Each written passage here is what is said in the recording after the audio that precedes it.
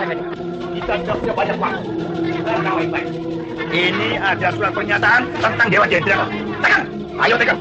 Akui situ anggota Dewan Jenderal. Akui Dewan Jenderal itu ada. Situ juga tekan. Cepat tekan. Ayo tekan. Tekan.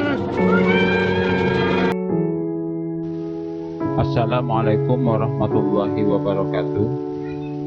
Jumpa lagi saudara di Lebur Channel. Kali ini Lebur Channel akan mereview tentang Partai Komunis Indonesia atau PKI dari masa ke masa. Sebelum masuk ke pembahasan saudara, kita intro dulu. 3, 2, 1.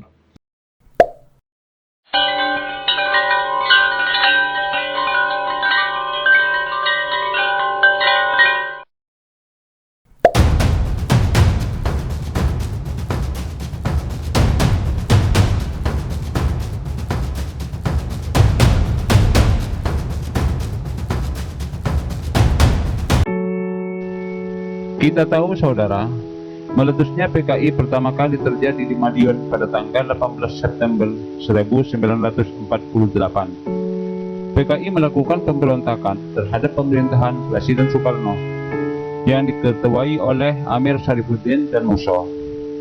Yang melatar belakangi pemberontakan PKI di Madiun 1948 diantaranya: 1. Jatuhnya Kabinet Amir Syarifuddin. Kedua, kedekatan Amir Syarifuddin dengan tokoh PKI Musso dan bercita-cita menyebarkan ajaran komunisme di Indonesia. 3. Propaganda kekecewaan terhadap Perdana Menteri selanjutnya yaitu Hatta akibat programnya untuk mengembalikan 100.000 tentara menjadi rakyat biasa dengan alasan penghematan biaya. Tujuan pemberontakan PKI Madiun: 1. Membentuk negara Republik Indonesia Soviet. 2. Mengganti dasar negara Pancasila dengan komunisme. 3. Mengajak petani dan buruh untuk melakukan pemberontakan. Tokoh Madiun yang jadi korban keganasan PKI tahun 1948 ada 17 orang. Yang kedua, peristiwa G30 SPKI yang dikenal dengan Gerakan 30 September. Gestapo atau Gerakan September 30 dan Gestok atau Gerakan 1 Oktober adalah suatu peristiwa pemberontakan yang terjadi pada malam hari di tanggal 30 September hingga 1 Oktober 1945. Peristiwa ini menelan korban 6 perwira tinggi dari militer Indonesia dan beberapa orang lain yang juga kehilangan nyawa karena usaha kudeta terhadap pemerintahan Presiden Soekarno. Ketika itu ada 3 kekuatan besar dalam pemerintahan, yaitu Angkatan Darat, PKI, dan Presiden.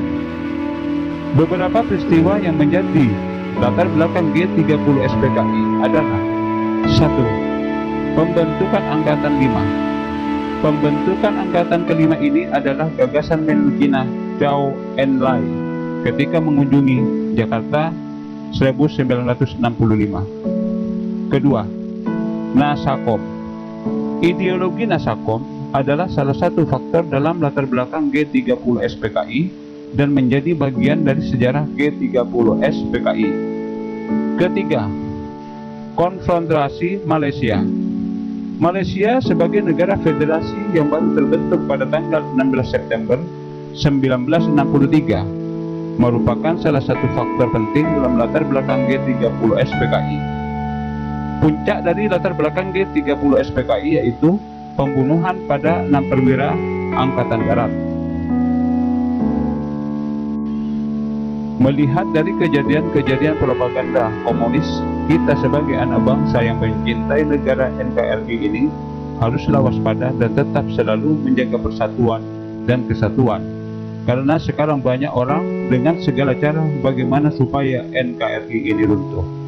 Seperti kejadian yang pernah terjadi di Banyuwangi tahun 1998 merupakan peristiwa pembantaian dengan isu dukun santet, tapi kenyataannya tuduhan tersebut tidak terbukti. Bahkan orang yang tak bersalah jadi korbannya.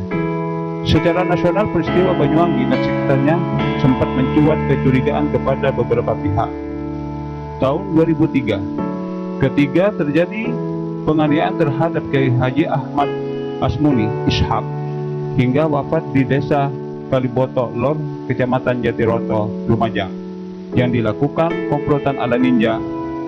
Gus Dur mengaitkannya sebagai modus operandi yang sama dengan peristiwa di Banyuwangi tahun 1998. Tujuannya menggagalkan pemilu 2004, kata Gus Dur. Terus selanjutnya, bermunculan serangan orang gila terhadap para ulama. Beberapa kasus serangan terhadap ulama dan pemuka agama yang bisa menimbulkan keresahan dan dimanfaatkan secara politik oleh berbagai pihak. Berikut ini rentetan penyerangan orang gila kepada ulama. Pertama, pembunuhan Komandan Brigade PP Persatuan Islam atau Persis, Prawoto 40 tahun, tewas mengenaskan setelah dihajar oleh tetangganya sendiri, Asep Mahfud 45 tahun. Kamis 1 Februari 2018, polisi sempat menyatakan pelaku diduga mengalami gangguan jiwa. Kedua, penganiayaan terhadap pimpinan Pondok Pesantren Al-Hidayah Cicalengka, Umar Basri 60 tahun, dianiaya seseorang di dalam masjid usai menunaikan sholat subuh pada Sabtu 27 Januari 2018. Pelaku bernama Asep 50 tahun memukul Umar dengan kayu. Kepolisian sempat menyatakan Asep mengalami gangguan jiwa.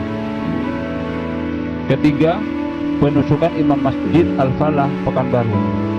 Peristiwa nahas ini menimpa Yazid Nasution 36 tahun pada Kamis 23 Juli 2020. Saat itu Yazid sedang memimpin doa sehabis sholat Isya diserang oleh pelaku berinisial IM 24 tahun. IM diketahui mengenal Yazid karena sering berkonsultasi. Polisi menduga pelaku kecewa dan stres karena tidak mendapatkan solusi dari konsultasinya itu. Keempat, penyerangan Kiai di Lamongan. Pimpinan Pondok Pesantren Muhammadiyah Karangasem Lamongan, Hakam Mubarok. Kejadiannya pertengahan Februari 2018. Pelaku berinisial NT menyerang saat Hakam ingin menunaikan salat zuhur. Usai menangkap pelaku, polisi membawanya ke Rumah Sakit Polri Jawa Timur untuk diperiksa kejiwaannya. Orang tua pelaku juga menyatakan jika anaknya mengalami gangguan jiwa. Yang kelima, pendakwah Ali Saleh Muhammad Ali Jaber atau dikenal Syekh Ali Jaber ditusuk oleh Alvin Andria saat sedang menghadiri acara wisuda di tahfiz Al-Quran di Masjid Falahuddin Lampung pada Ahad 13 September 2020. Polisi mengatakan berdasarkan pengakuan keluarga, pelaku mengalami gangguan jiwa. Namun aparat menyatakan tidak akan mempercayainya begitu saja. Dengan adanya kasus penyerangan ulama atau tokoh agama oleh orang yang dianggap mengalami gangguan kejiwaan, imbasnya banyak pihak yang meragukan dan meminta polisi mengusut tuntas. Yang keenam, penembakan Ustadz Arman atau Ustadz Alek yang terjadi usai sholat maghrib. Ustadz Alek ditembak di depan rumahnya saat berjalan bersama anaknya yang berusia 5 tahun sepulang dari masjid Ahad 19 September 2021. Dan baru-baru ini terjadi lagi pembakaran mimbar Masjid Raya Makassar. Ketua Umum Dewan Masjid Indonesia DMI Yusuf Kala mengecam keras tindakan pembakaran mimbar Masjid Raya Makassar yang diperkirakan terjadi pada dini hari. Bapak Yusuf Kala berpesan kepada jajaran pengurus masjid di seluruh Indonesia untuk meningkatkan kewaspadaan dan segera melaporkan kepada yang berwenang apabila melihat hal-hal mencurigakan.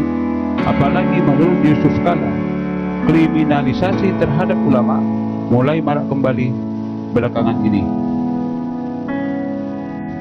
Imam Besar Habib Rizik juga bikin kajian indikasi kebangkitan PKI yang disampaikan oleh Ustadz Sobri Lubis. Dia mengungkapkan soal kajian Imam Besar soal kebangkitan PKI berikut kajiannya.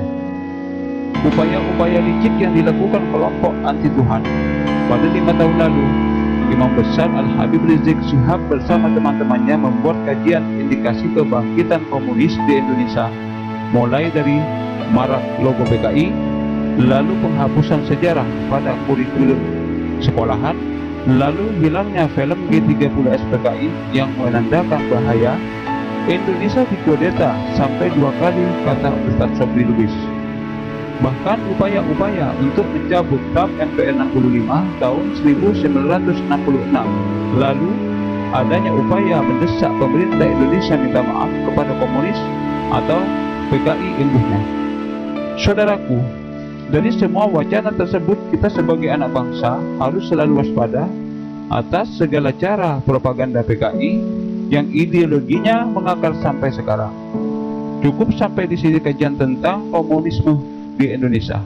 Mari kita rapatkan barisan untuk selalu siap menghadang orang-orang yang punya ideologi komunis yang ingin menghancurkan NKRI.